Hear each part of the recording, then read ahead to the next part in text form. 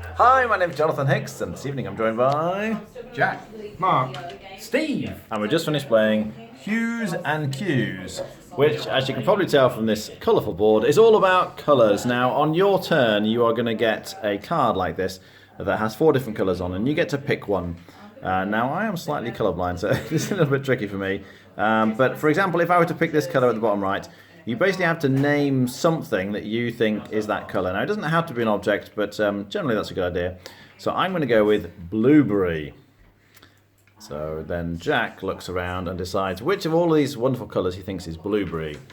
And he goes for that one. Now, there's a grid reference on here while they're doing this. So you can see these letters and numbers here correspond with the letters and numbers around the outside. So you can kind of see roughly where I am. And then I kind of look at this and try and figure out how close are they, because I get to give one more clue. So if they're sort of more to one direction or the other direction, I want to pull them in a certain direction. Now, you're not allowed to say common colours like sort of blue and orange and things. But I could, for example, say lighter, because from the ones that they've picked, I don't want them to be quite so dark. So then they move in a sort of what they think is a lighter direction. Oh, they worked. And then I place on J26 this little grid. So the square that you're after goes right in the middle of that grid. I got it wrong. Once we get it in the right place. Okay, so you can see J and 26 corresponds to the centre of that grid. And then I get a point for each of these little cones that they put down in the grid. So I would get 2 points. If anyone gets it right in the middle, they get 3 points. If you're on the edge of the grid, you get 2 points. And if you're touching the grid on the outside, you get 1 point. So black will get 2 as well as orange. Green would also get 2 because they've got 1, 2 on the outside. And you just sort of score along a track. Each of you takes it in turns, and after a few goes, most points wins. What do you think? I think it's fantastically simple. I do like it. There is a big disconnect between the cards on the board where they don't quite look the same, so you've got to evaluate. And I think the clues can be a bit ambiguous as to what counts as a clue. So sometimes I was questioning whether some people's clues were legitimate because they felt a bit on the nose.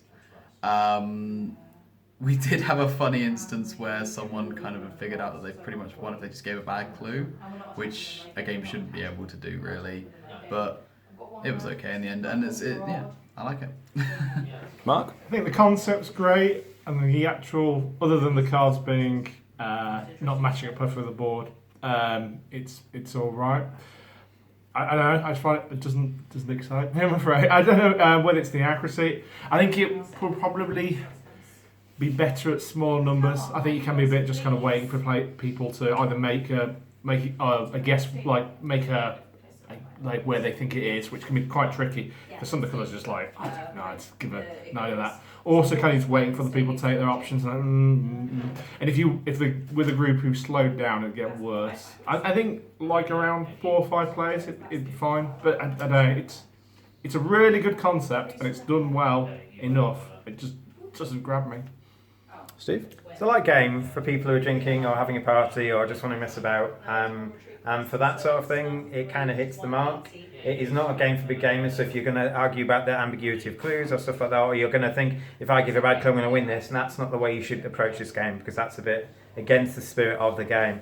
There are 4 of these on here. It's probably better if you only had 1, and I've played this before, so to negate the slowness that Mark says, I gave everyone a card to start with, and basically we did it so that the first person to get a clue they liked did it. I think as a gaming point of view, I think there's no clue that is actually on the edge of the board, and so what you tend to do is go for one of the second row or the second column, because they're much easier to surround people because they can't go too far wrong the other way. So what I would prefer is that this was restricted, so you only had one option. If you happen to get one on the edge board, great. But what happens if people are trying to get lots of points is they're going to pick one right in the corner and just say, well, chocolate or something to get people to go to the brown corner, or whatever you do. We did have a funny one where Jack started with his 2 clues were Cadbury's and cocoa, but he said Cadbury's first. So one person went brown for chocolate, and then the other 4 people went, no, Cadbury's is like a purpley colour, Cadbury's Dairy Milk, and they went all on purple. And everyone's laughing. Jack had to leave the room. So for that sort of game to get that sort of reaction, it's good, and there's nothing really like this in a colour thing that anyone can play in any language, basically. Rating? It's fine as a party game, 6. Mark? 5.5. A strong 6. Yeah. Okay. The thing I liked about it was when you're kind of waiting for other people, if you're not sure where to go, you see where everyone else is going. It's like, oh, that's sort of where they feel like the colour is, and then you kind of go there. So it helps, I think. We actually played this game with 6 people, and I prefer being able to have lots of different guesses on the board. Being colourblind is definitely an issue, obviously, in this game. And again, it's fine. I think I'd be with Mark. It doesn't really grab me. There are other games in this genre that I'd rather play. But if you like that kind of, trying to name the colours on the colour wheel, if you like, I think it does a good job at what it's trying to do. I would be on a 6 out of 10. All right, thanks for watching. That was Hues and Cues.